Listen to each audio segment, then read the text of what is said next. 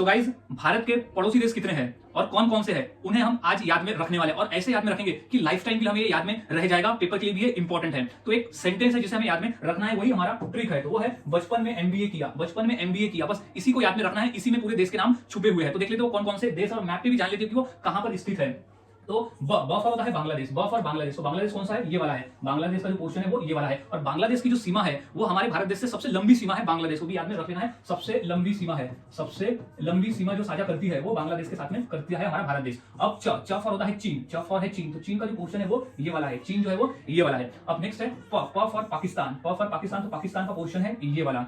अब न फॉर होता है नेपाल, तो नेपाल ये वाला है, नेपाल जो है वो ये है। अब एम फॉर म्यांमार, तो म्यांमार का जो पोर्शन है वो ये वाला है। अब पी फॉर होता है भूटान, तो भूटान जो है वो ये वाला पोर्शन है, भूटान जो है वो ये वाला पोर्शन है। अब ए फॉर होता है अफगानिस्तान, तो अफगानिस्तान कौन सा है? ये वाला है, लेकिन अफगानिस्तान की जो सीमा है वो ये वाली, और ये सबसे कम याद रखना है। बांग्लादेश जो है वो सबसे लंबी सीमा है, स्थलीय सीमा, और अफगानिस्तान जो है वो सबसे छोटी है, यानी सबसे छोटी, यानी सबसे कम दूरी की है अफगानिस्तान की सीमा हमारे भारत देश के साथ में। तो ये सभी देश है जो कि हमारे भारत देश के पड़ोसी देश है, जो कि जिसकी सीमा जो है हमारे भारत देश के साथ में लगती है। तो सभी को याद में रख लेना है, सभी इंपॉर्टेंट है पेपर के लिए।